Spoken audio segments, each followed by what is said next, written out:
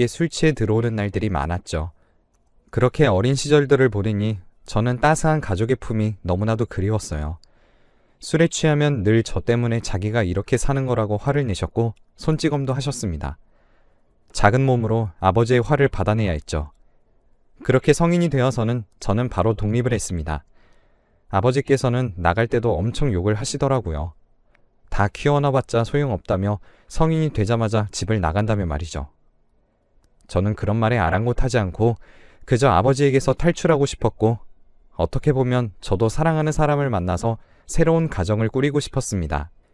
보통 사람들의 장래희망이라고 하면 직업을 적기 마련인데 저는 달랐죠. 단란한 가정이 있는 주부가 바로 저의 꿈이었습니다. 그렇게 나가서 돈을 벌기 시작하며 그래도 아버지였기에 저는 들어오는 적은 월급을 조금씩 떼어 아버지께 입금해 드리기도 했습니다. 그렇게 지내던 어느 날 제가 나간 지 몇 년이 되지 않아서 아버지의 부고를 들었죠. 술을 그렇게 마셨는데 몸이 정상일 리가 없잖아요. 그래도 키워준 아버지라서 그런지 그렇게 맞고 자랐지만 슬프더라고요. 가족 같지는 않았지만 세상에서 하나밖에 없었던 가족이 사라져 버렸으니까요. 그래도 그 슬픔은 그렇게 오래 가지 않았어요. 그리고 우연히 만난 저의 첫사랑이 길을 가다가 말을 걸어왔는데 정말 사랑하는 사람들은 이렇게 만나는구나 싶을 정도로 후광이 보이는 사람이었죠. 그냥 보기만 해도 행복했습니다. 따스한 사람과 연애 4개월 만에 같이 살기 시작했고 그렇게 저희는 함께 했습니다. 얼른 같이 살고 싶은 마음에 결혼을 하고 싶었지만 아직은 둘 다 준비된 게 없어서 단칸방부터 시작하자고 했죠. 하지만 그 행복은 오래가지 못했어요.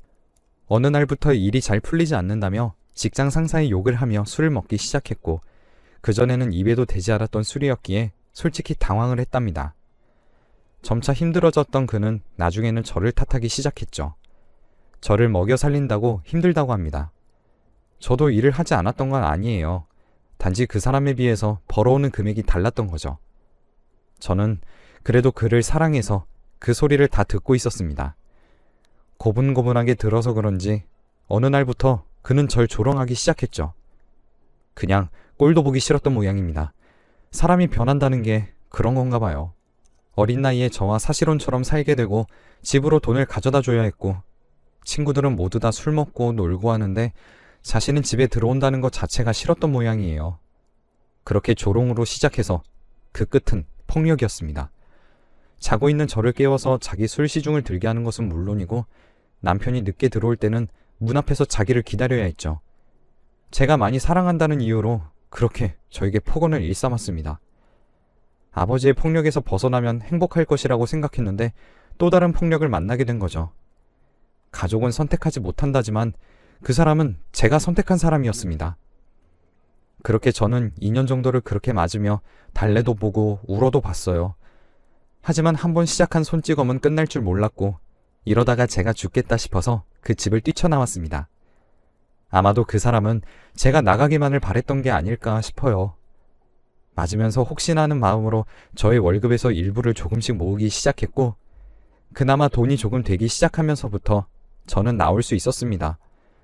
상처뿐이었지만 그때 당시에도 그 사람이 혹시라도 저에게 다시 와주지 않을까 생각했었습니다. 하지만 그는 오지 않더라고요. 혼인신고도 하지 않았기에 그렇게 저의 첫 번째 결혼 생활도 아닌 동거 생활이 끝이 났어요. 저는 다른 지역으로 가서 새로운 직장을 구했죠. 그렇게 저는 남자를 만나지 않고 2년이라는 시간을 보냈습니다. 너무 무섭기도 했고 다가오는 사람은 있었지만 쉽사리 믿음이 가지 않더라고요. 그렇게 찾아온 저의 두 번째 사랑은 바로 저희 가게의 손님이었어요. 어느 날부터 오기 시작한 손님은 저를 보러 매일 오는 듯 했고 직원분들이 모두 다 알 정도로 그렇게 날마다 찾아오시더라고요. 얼굴이 잘생긴 건 아니었지만 재치있고 말을 잘한다고 해야 할까요? 여자들이 좋아하는 말도 알고 있고 정말 말주변이 좋았습니다. 얘기하다 보면 홀랑 시간이 날아갈 정도로요. 그렇지만 2년 전에 상처가 있기에 저는 거절할 수밖에 없었죠. 하지만 그분은 집요했습니다. 거의 5개월이라는 기간 동안 저를 찾아 가게에 오더라고요.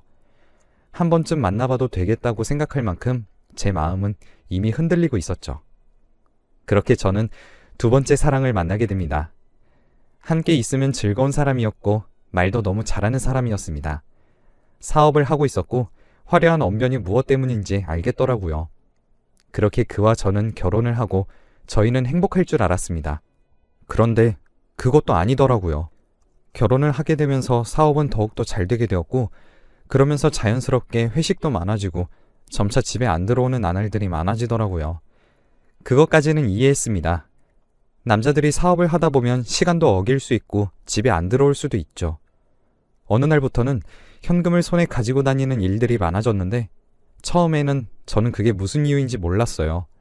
아무것도 모르는 저에게 그저 사업 핑계만 대는 사람이어서 많이 물어보지도 못했죠. 말로서는 저를 꼬셨지만 막상 결혼을 하니 별것 없다고 생각을 했는지 늘 재미없는 듯한 웃음을 지으며 절 바라볼 뿐이었죠. 그렇게 집에 안 들어오는 날이 잦아지고 싸울 때도 많아졌습니다. 그런데 알고 보니 현금을 가지고 다니는 이유가 바로 도박이더라고요. 싸우면서 말실수를 하게 되었는데 그제야 알게 됐습니다. 막상 알게 되니 더 뻔뻔하게 나오더라고요. 네가 뭔데 내 일에 참견하냐? 내가 번 돈으로 내가 하겠다는데 네가 뭔데 소리 지르냐 등등. 가정을 가지는 일이 이렇게 힘들구나. 다들 이렇게 살고 있을까? 다른 사람들은 이런 문제들을 모두 끌어안고 사는 걸까? 내가 이해력이 부족한 걸까? 왜 이렇게 한 사람을 바라보는 게 힘들까? 등등 여러 가지 생각이 들었습니다. 그러면서 자연스럽게 나에게 문제가 있는 건 아닐까 하는 생각이 들더라고요. 두 명의 사람을 만나봤는데 모두 다 저를 진려하고 결혼한 후에는 안방구석의 인형처럼 생각하니 비참하고 누구 하나 믿을 사람이 없더라고요. 저는 그 사람을 놓지 못해서 일주일에 한 번씩 집에 들어오는 사람을 꼭 잡고 살았습니다. 하지만 그 결혼 생활도 얼마 가지 못했죠. 거의 밖에서 살다시피 하고 남들보다 얼굴 보기도 힘들었던 남편이기에 그렇게 저는 이혼을 선택했습니다. 돈은 얼마든지 줄 테니 알아서 나가라며 그렇게 제 얼굴에 돈도 뿌리더라고요. 자존심이 상했지만 받을 수밖에 없었습니다. 그때 돈을 꽤 받아오는 탓에 일을 하지 않아도 되었지만 너무 우울함에 시달렸죠. 남들이 다 꾸리는 가정이 저에게는 너무나도 힘든 부분이었고 가지고 싶은 아이는 잘 되지도 가지지도 못했으며 만나는 남자들은 하나같이 다 절 하대했고 너무 우습게 보더라고요. 제가 너무 많이 사랑해서 그럴까 하는 생각과 함께 정말 1년 정도는 폐인처럼 지냈습니다. 이제 더 이상은 사랑은 하지 않겠다고 나 혼자 살아도 된다고 다짐을 하면서 말이죠. 하지만 그것도 오래가지 않았어요. 사랑의 아픔은 사랑으로 치유된다고 하던가 그렇게 저는 세 번째 사랑을 만나게 되었습니다. 새로 다니게 되었던 직장에서 저는 사장님과 눈이 맞았어요. 점차 좋아지기는 한데 이러면 안 되겠다는 생각이 먼저 들었죠. 물론 사장님도 저와 같은 마음인 것 같았고요. 그렇게 저는 가게를 그만두었고 돈도 안 받은 채로 그곳을 벗어났습니다. 제가 이 사람을 선택한 이유는 여기 있었죠. 저를 찾으러 왔더라고요. 그때 당시만 해도 연락이 잘 되는 시기도 아니었고 어찌저찌 물어보러 저를 찾아온 것입니다. 이사한 집 앞에서 그를 봤을 때 어디에서도 없는 감정이 나오더라고요. 이번에는 정말 잘 만났다고 생각을 했죠. 정말 하루하루가 행복했고 연애를 하는 내내 그 사람이 좋아서 미칠 지경이었습니다. 하루하루 저를 위해서 살아주는 듯한 느낌이 들었고 무엇 하나 먹을 때도 저에게 먼저 먹여주었으며 여자들이 모두 바라는 모든 매너를 갖춘 사람이었죠. 하루하루 지나갈수록 정말 이런 사람을 만나려고 그동안 나를 힘들게 했나 보다 하는 생각이 들 정도로 행복했습니다. 가게를 함께 꾸려나가면서 그렇게 저희는 거의 신혼부부처럼 살았어요. 제 과거도 고백했는데 듣고서는 말없이 울어준 사람이었죠. 하루하루 지날수록 그 과거에서 벗어날 수 있도록 그런 기억들에서 벗어날 수 있도록 도와주는 사람이었습니다. 그저 내 생에도 빛이 있다면 이 사람이 나의 빛이겠구나 하는 마음이 간절했죠. 행복이란 게 이런 것이구나 하면서 그와 함께 살아가고 있었습니다. 그렇게 거의 2년을 만났을까요? 저는 이 사람에 대한 확신이 들었고 거의 함께 살다시피 했으며 이제는 결혼을 해야 하지 않을까 싶은 생각이 들었죠. 그런데 이 사람이 미루더라고요. 가게도 꽤나 돈이 되는 것 같은데 늘 돈이 없다는 말뿐이었습니다. 가게가 안 된다는 핑계로 월급도 거의 받지 않고 일했습니다. 밥은 그쪽에서 해주기도 하고 살 곳도 있었기에 저를 딱히 월급을 받지 않아도 된다고 생각을 했죠. 부인이라고 생각했으니까요. 위자료도 거의 다 그 사람을 위해 썼습니다. 처음에 그 사람이 빚이 있다고 하더라고요. 젊은 나이에 가게를 대면서 생긴 빚이라고 하기에 저는 다 내주었습니다. 물론 그것조차 저는 상관없었어요. 진짜 그 사람만 있으면 세상을 다 가진 기분이라고 해야 할까요? 너무나도 행복한 나날들이었으니 그렇게 살아도 결혼한 것과 다름없다고 생각했습니다. 그랬던 어느 날이었습니다. 갑자기 이별을 고했죠. 제가 아니라 그 사람이요. 너무나도 잘 만나고 있었는데 이해가 가지 않았습니다. 그냥 아무 말도 하지 않고 나가달라는 말에 정말 망치로 머리 한 대 맞은 기분이더라고요. 일단 너무 단호하게 말해서 쫓겨나듯 나오기는 했는데 전 이별을 한 게 아니었죠. 멍한 기분과 함께 내가 무엇을 잘못했나 생각하고 있었습니다. 갑자기 나와버린 터라 갈 곳도 없었고 돈도 얼마 가진 것도 없었습니다. 이 사람이 내 전부라고 생각하고 거의 월급도 받지 않은 채 일했으니까요. 너무 답답했어요. 그래서 다음날 다시 가게를 찾아갔는데 정말 매몰차게 나가라고 하더라고요. 그럼 여태까지 받지도 못한 월급은 어떻게 하냐고 하니까 저에게 돈 몇 푼 쥐어주면서 제발 가달래요. 다시는 찾아오지 말라길래 이유라도 말해달라고 하니까 그냥 싫어졌대요. 그렇게 구질구질하게 매달렸습니다. 나한테 왜 이러냐고 하면서 말이죠. 그렇게 몇 날 며칠을 찾아가고 화도 내어보고 울어도 봤습니다. 저는 제가 무언가를 잘못했다고 생각했거든요. 그런데 어느 날 저는 헤어진 이유에 대해서 알 수가 있었습니다. 가게로 찾아가려고 하는데 저보다 조금 더 일찍 왔던 한 여자가 와서 아이와 가게로 쏙 들어가는 걸 봤어요. 엄마도 제 또래로 보이고 애는 꽤나 크더라고요. 저도 모르게 숨을 죽이고 따라갔죠. 그렇게 가게 문을 열고 들어가는데 여보 소리가 들리더라고요. 네, 유부남이었어요. 가게 문을 살짝 열고 부인께서 그 남자를 가득 안으시는데 그동안 어떻게 지냈냐 보고 싶어 죽는 줄 알았다. 그 목소리가 아직까지도 기억에 선명하네요. 아이와 함께 외국에 있었던 모양이에요. 기러기 아빠였던 거죠. 그래서 저와 편안하게 만날 수 있었던 거고요. 한국에 들어오기로 결정하면서 저를 떼어놓으려고 했던 거였습니다. 그렇게 문틈으로 그 부부를 보는데 그 남자와 눈이 마주쳤어요. 저에게 손짓으로 가라는 표시를 하더라고요. 저는 아무 말도 하지 못하고 그냥 그 자리를 나왔어요. 그때 그 심정이란 정말 하늘이 무너지는 기분이더라고요. 제가 거기다가 뭐라고 해봤자 좋을 것도 없었고 저는 그냥 모든 것을 포기했어요. 그냥 놓아주기로 했죠. 모든 게 다 부질없더라고요. 인생에서 4번의 남자가 있었는데 첫 번째는 저의 선택도 없었던 아버지, 그리고 두 번째는 그 아버지를 닮은 남편, 세 번째는 나를 멸시하고 등한시하고 도박에 빠진 남자, 네 번째는 유부남. 내 인생은 이렇구나 싶은 생각이었어요. 모든 걸 포기하게 되더라고요. 세 번째까지 그렇게 당하고 나서 너무 좋은 기억만 안겨준 그가 그렇게 배신하는 모습을 보며 저는 펑펑 울었습니다. 그날 정신없이 걸었어요. 그냥 길이 있는 대로 그렇게 걸었죠. 밤이 되는 것도 몰랐고 배고픈 것도 몰랐고 목마른 것도 몰랐어요. 그냥 하염없이 걸어서 내가 어디를 걷고 있다는 생각조차 없어지더라고요. 그렇게 몇 시간이 지났을까요? 어느덧 정신을 차려보니 한적한 시골 같은 느낌이더라고요. 멀지 않은 곳에 이런 곳이 있었나 싶을 정도였습니다. 조그마한 강이 있었는데 그날 밤의 강은 너무나도 아름답더라고요. 근처 편의점에서 소주를 하나 샀고 안주할 겸 오징어도 샀습니다. 그렇게 저는 강 주변에서 그 추운 날씨에 소주와 함께 오징어를 뜯었죠. 먹고 죽은 귀신이 때깔도 곱다잖아요. 즐기지도 않았던 소주, 아버지 때문에 쳐다도 보기 싫었던 소주병. 그렇게 제가 마시고 있었어요.